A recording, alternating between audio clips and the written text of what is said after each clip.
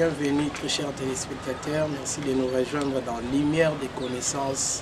Émission OEP Sarabino, Oyebi na makambo ya molimo. Lelo toyambeli bino apôtre moko, azali parmi bapôtre ya Kinshasa, oyo bazali pe la révélation on nzamba pesi bango.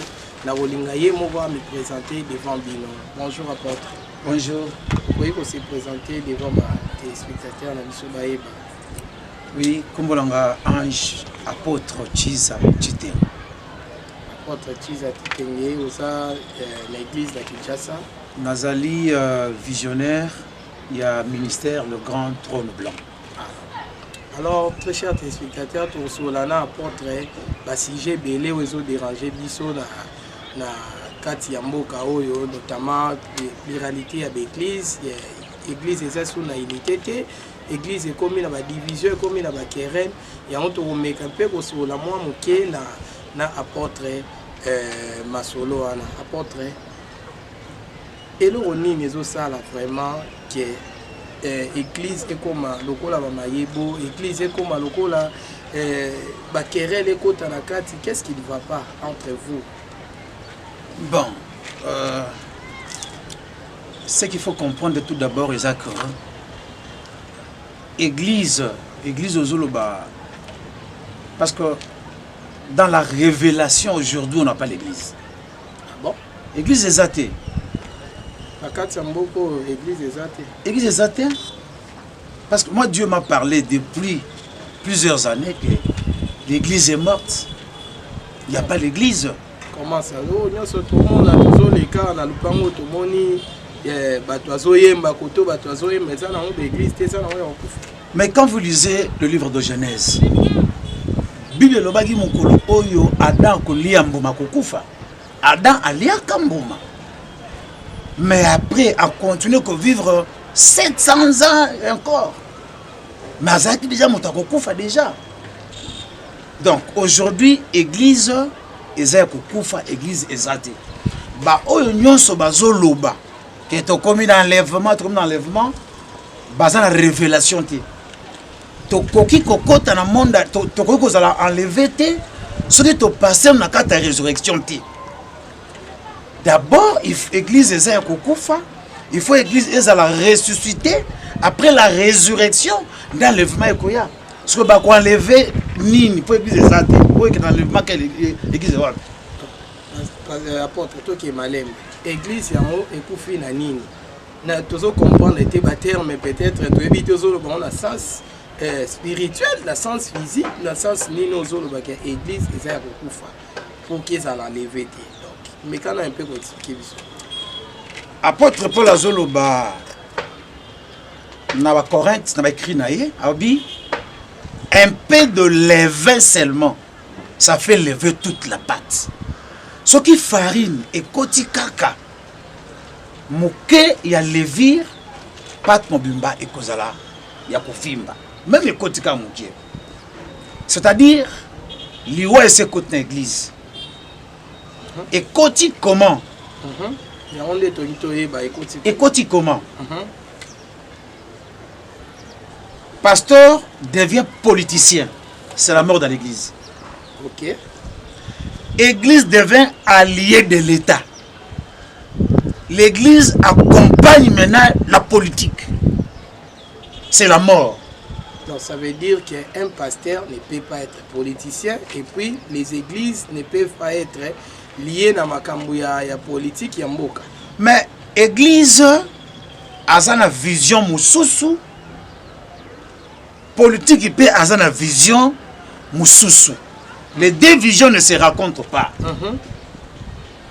La politique, soit les politiciens vont consulter. Mais l'église a coquille pour accompagner la politique.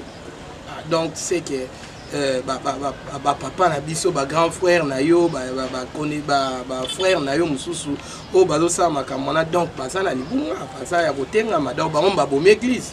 Dans le but na yo que l'église est morte, église exalité. Nazako se référait beaucoup plus dans Matthieu 16 à partir du verset 17.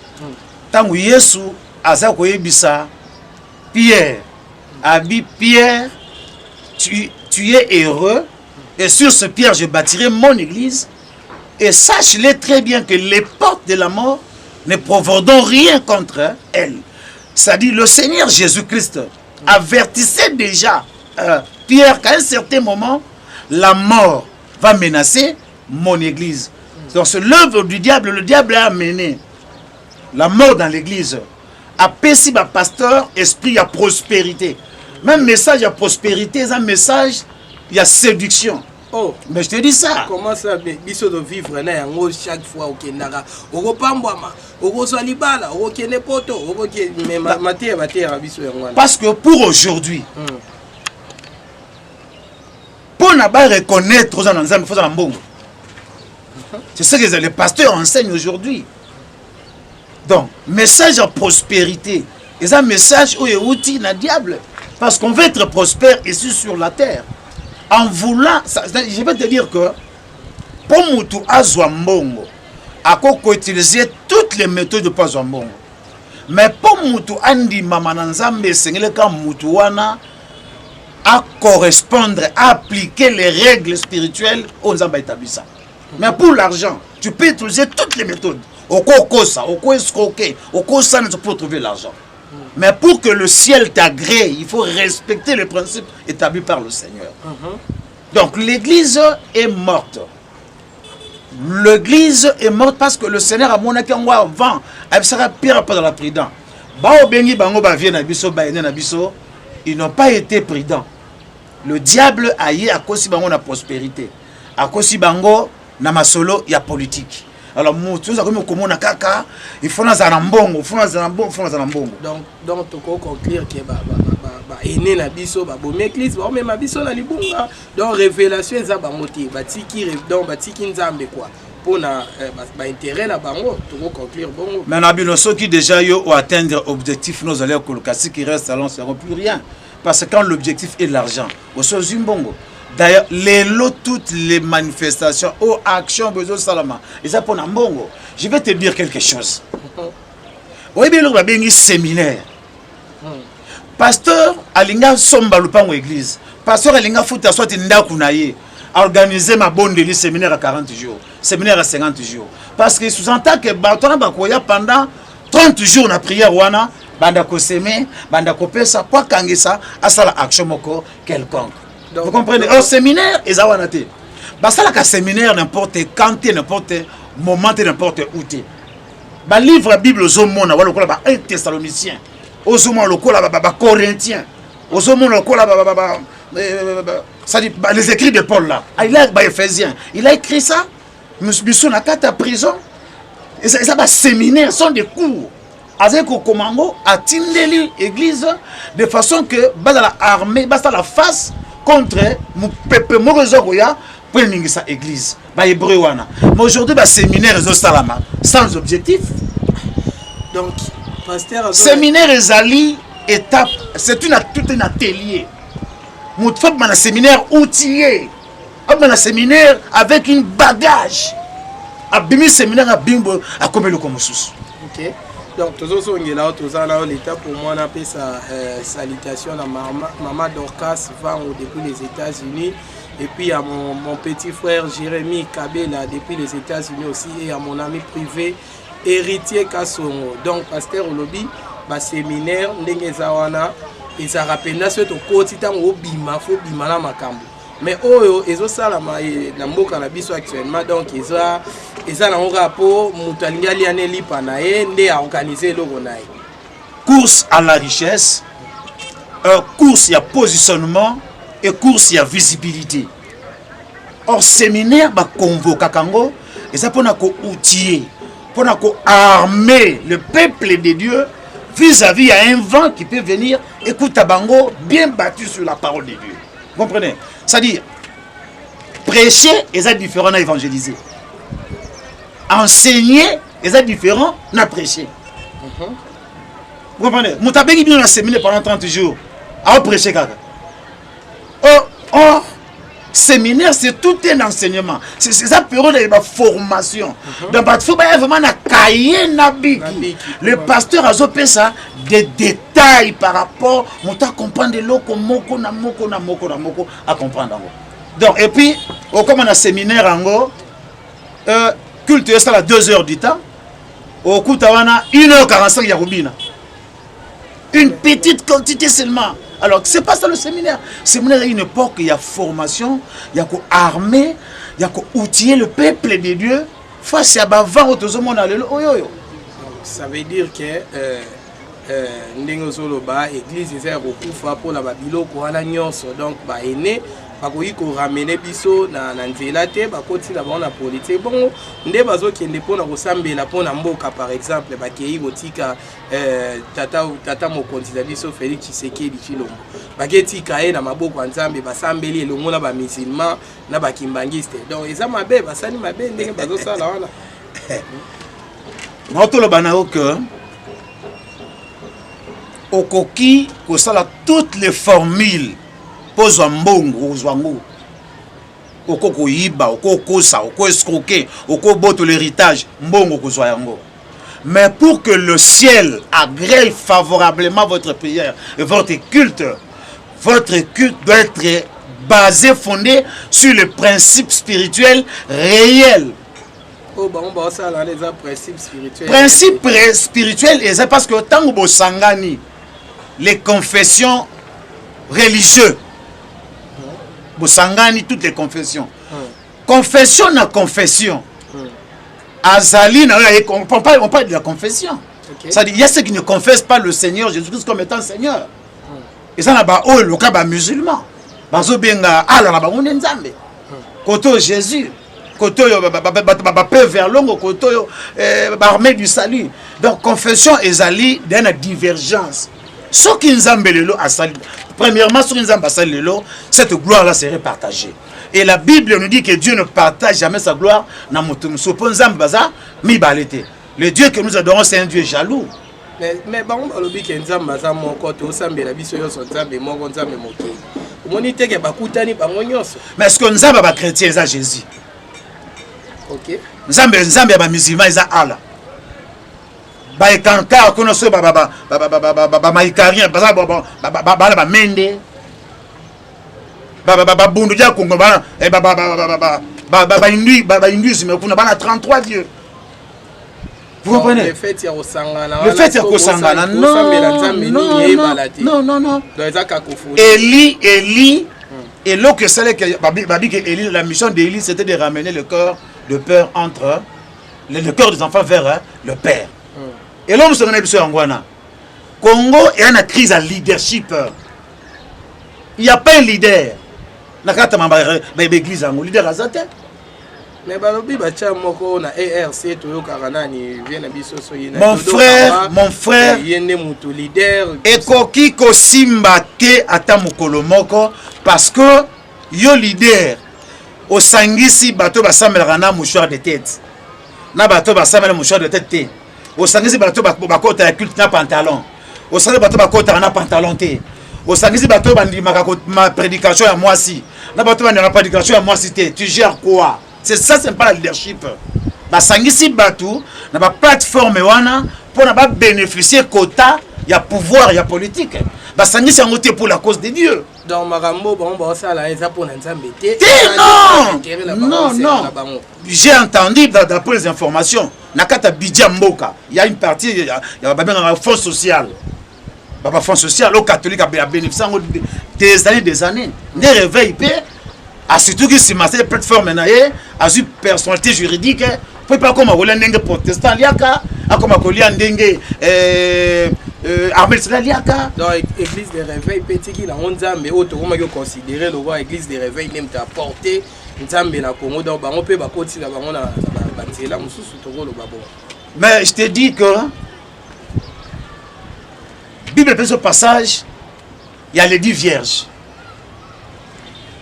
Mitano bazaki na mafuta, mitano bazaki na mafuta te. Mais tango mobali ayaka bengaki bango. O azali mafuta saki nini? Alamukaki. Alami bwana alalaki. Dieu dit vierge balalaki. O bana mafuta. Bon bazangi mafuta bango tu balalaki. La voix de l'époux. C'est-à-dire que pour le moment, il te dit que le réveil, alali. Ah, donc ça a comme église de sommeil. Il n'y a plus de réveil parce que l'église a coquille. Oui, et là que ça qui, tant l'église qui m'a pure à l'époque où on a parlé de l'église universelle. Oui, comment est-ce que l'église était qualifiée? Ce qui bah confession se combattre à l'église parce que Jésus a écouté à toi semblera déjà. Christianisme écoute déjà bah confession me soupe la canon. Vérité au christianisme yenango et c'est là qui est de côté toutes les connaissances, les pratiques pour s'implanter, s'imposer. Okay. Ce n'était pas aussi facile. Mais le caractère de l'église est tout à fait différente dans toutes les confessions. L'église est bandée qu'on semble sans statut du bosso. Bateau et la confession sur la bino, bateau baza baté. Comment est-ce que je dois le prier sans qu'il y ait une représentation? Mais aujourd'hui, je t'ai parlé de la mort. Et aujourd'hui, la statuette, la photo, le pasteur, ils ont régné dans l'église, du bosso de l'église. Mais c'est statuette, je te dis ça. Ah bon? Pratique, il y a maille, pratique, il y a mafuta. Et comme une statue. Parce que si Dieu, c'est-à-dire la révélation, Dieu peut te le donner aujourd'hui. Mais ça ne doit pas rester une coutume. En tout cas, c'est qu'on ce mot de la mort, les statuettes. L'église était éloignée de toutes les manifestations publiques. Quand on parle de la sainteté, Dieu a dit construisez une église sainte, sans tache ni ride. Mais l'église aujourd'hui a des taches, a des rides. Dans sa publicité, elle m'a foutu aller de beauté. Soit-disant musicien Yanzambe. Azoye banasema bachelier logo munene kuna ya Martina ya nini? Poza Martina nde za sucre nde wana za problème. En tout cas, bandeko batali toza la porte awa azo bimisa biloko ye asali ba recherche na ye aza la révélation lobi ya kutana ina Nzambe. Nzamba pesiye par révélation ya moi sauté ya église des réveils donc comme église des sommeils les églises des réveils les églises des sommeils la profiter dans la paix sambote na master mon ami personnel Gaylor Pedro Swana ainsi que na Hortense Mbouni na Londres maman Mokonzi donc toza toujours wana apôtre ndenge ba chantre na biso ba yemba ba tie matina na sima et ça m'a donc à cause de la publicité il y a masanga poto to kotanga ba kombo ba nini wana te donc et isa kito côté donc ça ba statuette ndenge zoloba donc fallait ezala na image moko te ezala derrière ba. Je n'attaque encore personne. Ouais. Mais ozoloba nde oyo c'est-à-dire c'est que Dieu m'a parlé moi. Parce que aujourd'hui au Congo, on a des prophètes sans message. Comment ça? Oh, on reconnaît un prophète par rapport à son message. Oh, mais tous les prophètes, c'est bien. Chaque jour, chaque bout, tout la Congo prophète est azaté. Deux prophètes, bakokuta na nation mon côté, et deux prophètes, bakokuta na contrée mon côté. Deux prophètes, c'est-à-dire un prophète, c'est qui? C'est une personne, c'est une porte-parole de Dieu que Dieu a envoyé vers un peuple. Et il y a un message particulier pour un temps bien déterminé. Le message est destiné vers un peuple pour un temps bien déterminé. Ok. Donc, avec un message particulier. Tu es un prophète. Laisse-moi te dire aujourd'hui, ceux qui reconnaître, moi je reconnais. Je n'ai jamais été chez maman au langue, moi. Mais en tout cas, je peux dire que pour le moment, Moussa Nzambe le gars langue zamute. Ah donc maman langue ndem tapo. Parce que maman au langue a un message ou n'a pas la théâtre. Parce que ma pasteur nyonso a ça référence biso bana ya Aïdi na bala. Leader azate na ko. L'église de réveil leader azate. Je vais prouver ça qu'il n'y a pas de leader. Parce qu'un leader, il produit des choses qui demeurent. lokola mama mlokana attention mama olangi yebisa ngai toloba soki moto nazali abima aya oyo aloba likamba combat spirituel avec des détails. C'est maman olangi oyo aloba likamba ba pasteur bayoka ba message na musika azongi be na parler azui na stomate ayoki wana a déjà collé aye. Mais la pionnière je crois notre papa Sonic Afuta à reconnaître yango mokola loi mama olangi à lobby que nous la baptisons aujourd'hui comme étant la pionnière du combat spirituel. Na liwale ba reconnaître. Moi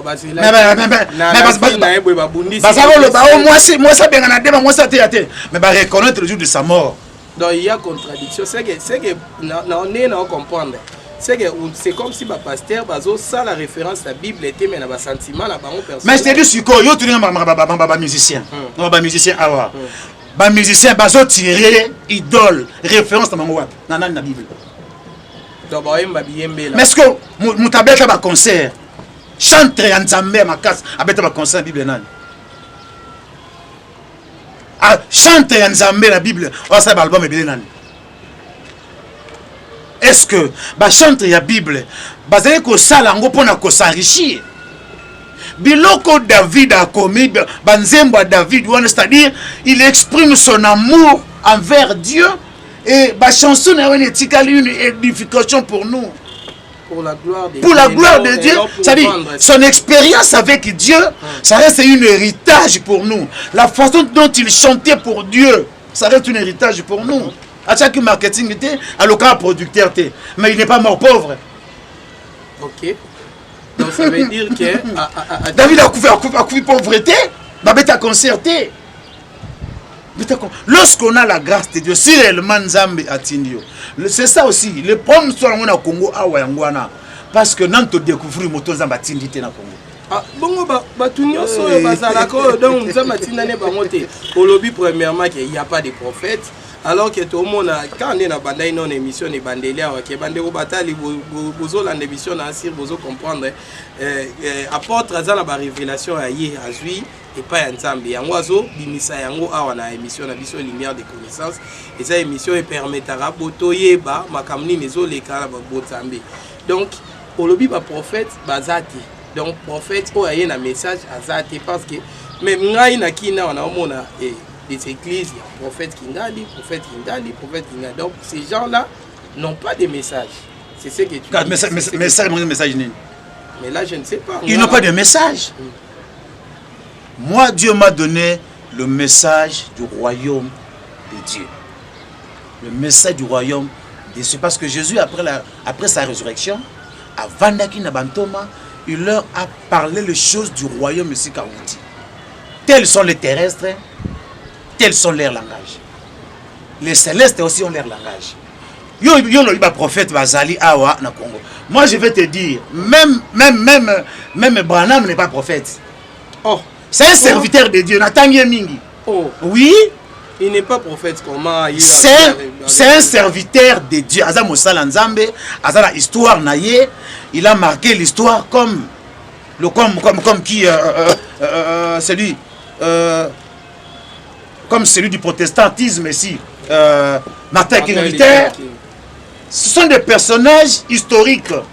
Martin King Luther dans la Bible, mais c'est une personne qui a travaillé aussi pour Dieu. Mais les Cypriens, les Origènes, c'est-à-dire au moins net na Congo awa. Il y a des serviteurs de Dieu là, basako appartenir na kati ya histoire, il y a Makambanzambe na Congo. De la même manière, dans le monde, Branham participe aussi à la histoire à Baramanzam. Mais il n'est pas prophète.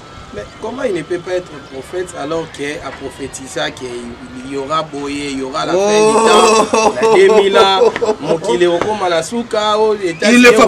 il ne faut pas qu'on confondre don prophétique et ministère prophétique. Quand Dieu parle, son zamba lobby na Congo, Tokoyoka. Parce qu'il y aura des preuves que c'est Dieu qui parle. Le message, c'est-à-dire, je vais dire quoi? Les dons, c'est le Saint-Esprit qui les donne, mais le ministère prophétique, c'est Dieu qui les donne. Il y a ça la différence. Le message, c'est-à-dire, ngande na zabu son atindi quelque part.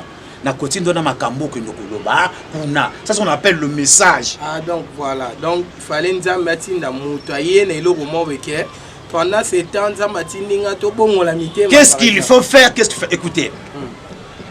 Jésus, commençons par Jean-Baptiste. OK. En dehors de Jean-Baptiste, on t'a repentance à Zate. On t'a appelé ça baptême de repentance avant Jean-Baptiste à Zate. C'est ça un prophète. Il apporte un message nouveau, où est important, dans un temps donné, et puis dans un temps bien record. On t'a appelé baptême de repentance. On t'a appelé repentance avant Jean-Baptiste à Zate. Jésus a le but, je viens du ciel. À part Jésus, même aux Aouta-Likolo. Jésus a eu un message à Likolo. C'est pourquoi il était combattu parce que, à côté, avec le message à Sika, c'est ça qu'on appelle le message. C'est un nouveau message que Dieu a envoyé. C'est ça le message. OK. Le Congo a des problèmes. Le Congo, ils ont changé, parce que Dieu n'a pas encore parlé. Tout à l'époque, il y a l'Urim et le Tumim. Dieu ne parle pas. À l'époque de au Congo, nous sommes à l'époque de l'Urim et le Tumim.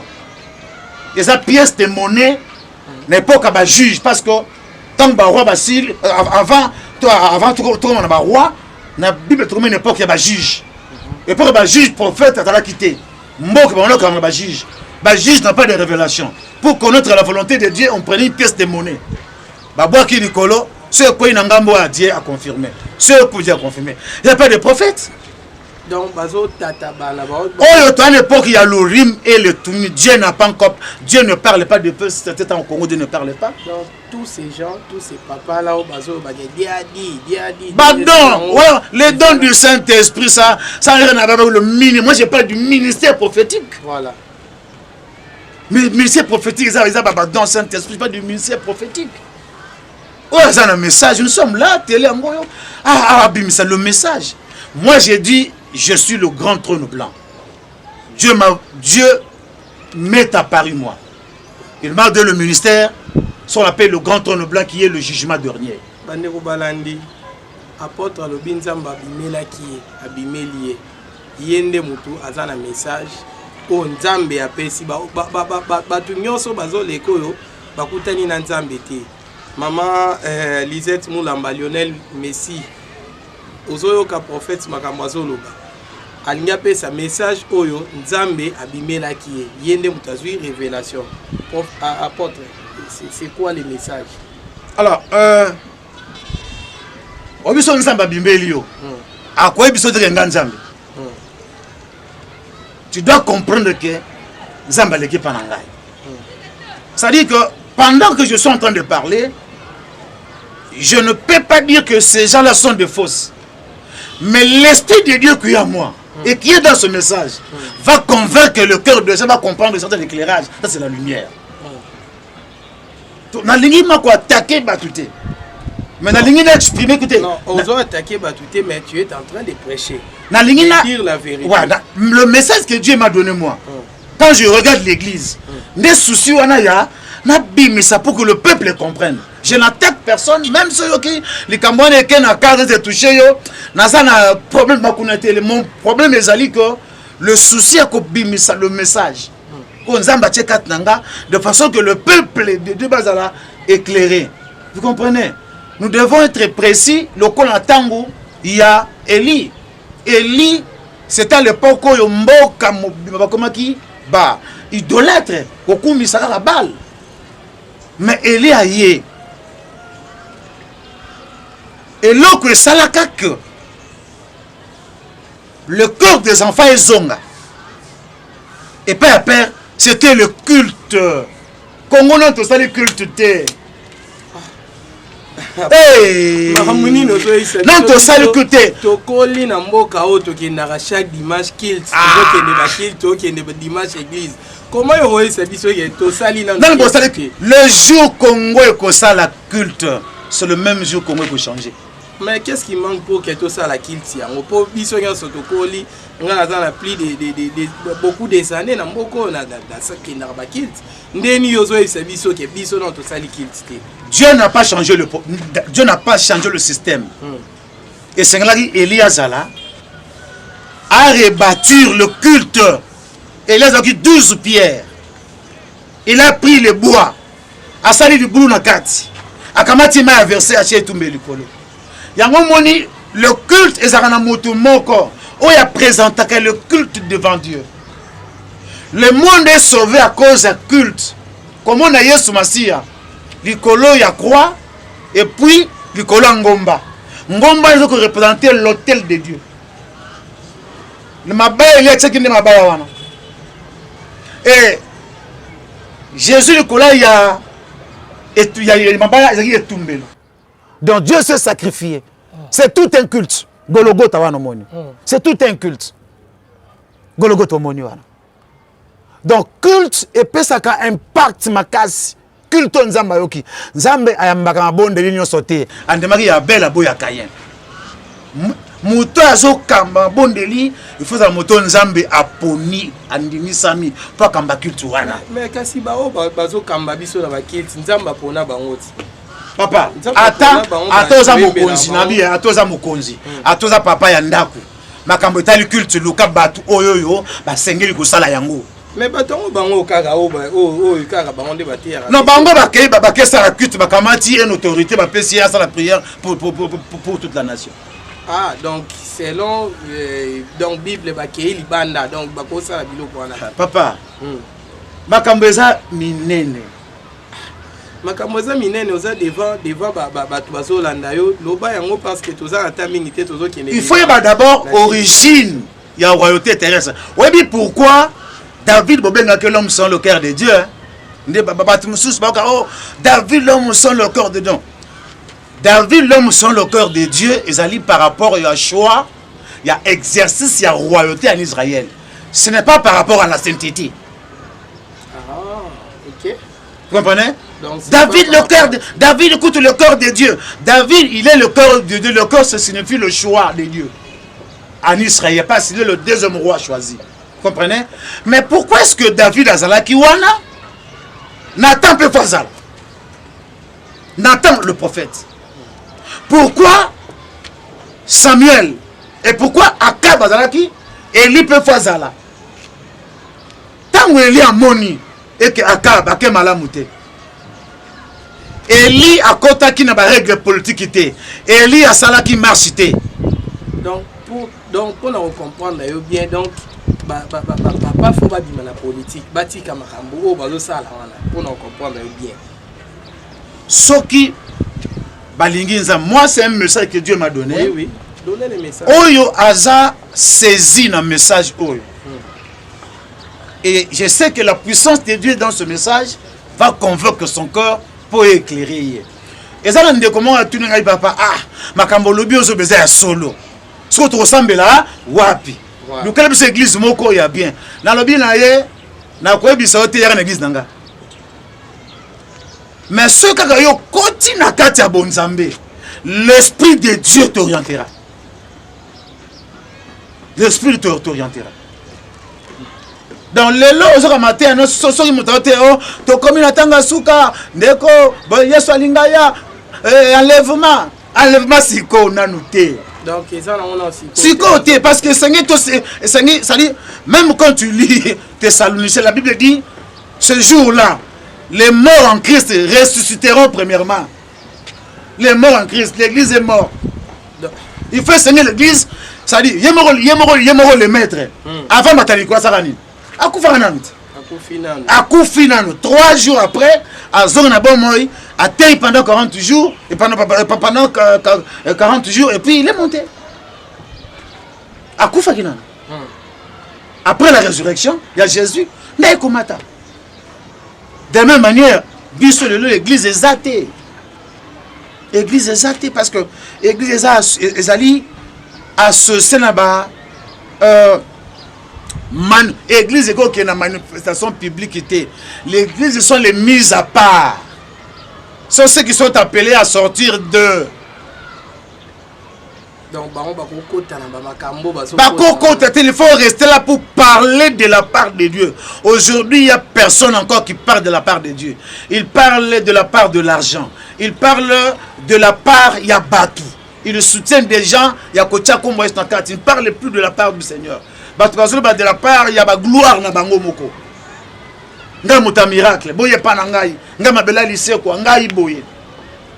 Mais parler de la parole de Dieu. Parler de la part de Dieu. Même si tu vas avec les autorités. Papa na biso mtabanzondo awa. C'est abeti masolo ki ba pasteur ba kuta na ba autorité tout comme ça. Ba nozo bala, ba nozo mbongo. Ba Michel bazate. Tabanzondo ana za prophète, est-ce que webi ki ndero lobi ki message exact pour c'est que yo benye prophète que message des amis azali na message ah le message bon ba pétage au réseau les kaleka eza message té ça musu ya peu parmi ba message azana message té eza ko finga té eza ko critiquer té mutabanzondo message neza nini ateyaka nini. Moi je prêche le message du royaume de Dieu. Maître Issa Mabouma, Olga Mabouma, Nasir, Tozana apôtre Yawa, Tozoko Madiana Soukanae, Togo Yambae Lisusu, Togo Zala tout le temps Yako, Togo décrypter Lisusu, message à Jésus Panzambe bien, à l'obi prophète Azate Mutabanzondo yo, Azana message te, Yenda Azana message, Oyo Azui Panzambe, apôtre to commis déjà la Souka, donc tant et sali biso dia défaut mais to yamba otozana yo comme ozana makambu et uti panzambe message na yo ya suka rozala nini pour l'émission pour to si cité mais to kati pour nata mais message na yo oyo ko ikopesa na ba numéro contact oyo mutangia akutana na yo akosala ndini. Bon numéro contact na ngezali d'abord il y a WhatsApp ezali 085 299 12 52 085 299 12 52. Il y a un numéro il y a Vodacom Zali 081 00 74 237. Message Nanga Ezaboué. Parce que Dieu m'a parlé Makambe Belé. J'ai eu le temps d'écouter Dieu, ce n'est pas aujourd'hui. Alors, Dieu m'a parlé que l'église est morte. L'église est zatée. Il faut l'église et les canaux résurrection avec un enlèvement. Maintenant, tous les messages, on se vote, le message à l'Iwa. Et ça, message, au moins, il y a un message percé. Il y a dimension. Dans des messages, il y a dimension, il y a percé. Donc, il y a des messages qui ne restaurent pas. Des messages qui ne se rapportent que sur le bien matériel. L'apôtre Paul dit, si notre vie ne se base que sur les choses matérielles, nous sommes les plus malheureux de tous les hommes. C'est Paul qui le dit. Si notre vie de foi ne peut se baser que sur les choses de cette vie, nous sommes les plus malheureux de tous les hommes. Le banzambe yé pour peu sa moto richesse té. Na lobité richesse c'est ça ma bé. Mais le banzambe yé pour transformer la personne à comme la dimension cobique à la plénitude de la divinité na katina ye. Et quand vous avez la plénitude de la divinité na katina yo, on a accès à posséder tout ce que tu veux. Au lieu comme un proie gâteau, il y a batum souba tu pour leur propre bien. Donc je parle tant qu'un prophète de Dieu. Donc le message, comme message sur le prochainement, je serai là, le message est encore là. Eza est belé, Dieu va parler pendant tout un temps, j'ai eu le temps d'écouter Dieu. Maintenant je trouve que c'est le moment propice pour que Dieu écoute ça. Je n'attaque personne, mais je parle de la part de Dieu. Ok. Très chers téléspectateurs, merci. Partout, dans les États-Unis, dans le Canada, pour continuer à aimer, à s'abonner à la chaîne Nabiso Neves Info Télévision. Vous avez toujours des informations en temps réel. Moi, je vous dis déjà au revoir et on se retrouve la semaine prochaine.